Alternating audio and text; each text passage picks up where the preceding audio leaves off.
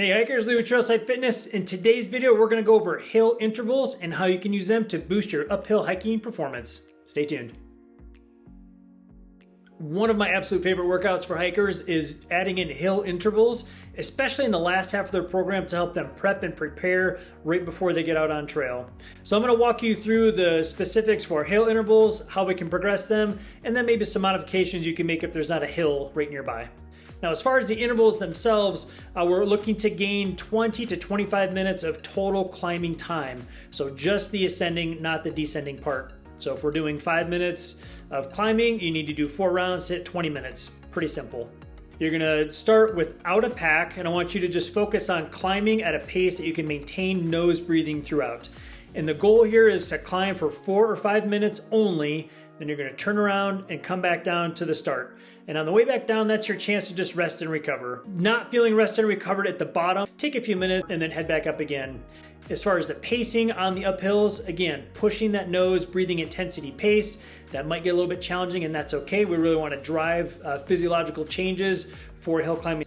Now, this is specific. I don't want a long ascent. We want to break this up a little bit. We want to push that intensity a little bit through nose breathing, and then that rest is going to be important on the way down to make sure that we're hitting the same type of intensity with each of the upcoming intervals.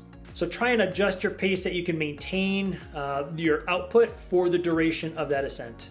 Now let's talk progressions. So the first thing I would do is add more interval climbing time. So if the goal week 1 is 20 minutes of climbing, we're doing those 5-minute rounds, that's gonna be 4 rounds.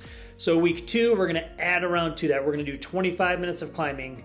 And then week 3, we're gonna go to 30 minutes of climbing. So you're just gonna add 1 more interval each week.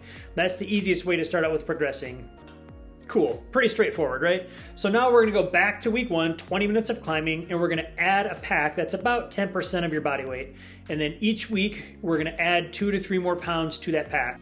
No hill is no problem. So we can use a treadmill for this workout just as easily. So obviously you're just gonna increase the incline on the treadmill, walk for 4 or 5 minutes, and then do some recovery. So on the recovery piece, just lower the incline of the treadmill back down, walk for 2.5 minutes to get that recovery piece in, and then once you feel rested and recovered, crank it back up and away you go. Pretty straightforward.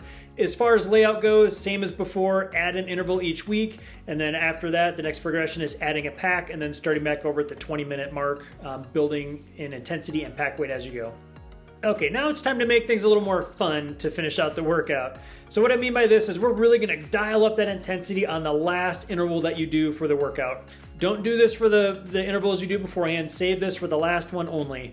Because we need to work in the intensity that's gonna benefit us the most as hikers. Generally speaking, that's zone 1 and 2, so conversational paced output.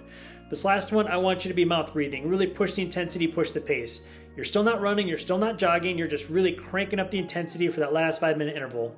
This is gonna move us into zone 3 training, which is really important for hikers as well. We just need to spend far less time there, maybe 10 to 15% overall in our training. So this is a great opportunity to get some of that zone 3 training in to finish out the workout and push us into that higher intensity. If you're curious and want to learn a little bit more about this, I did write an article for Backpacker Magazine. I'm gonna link that in the video description below. Happy trails.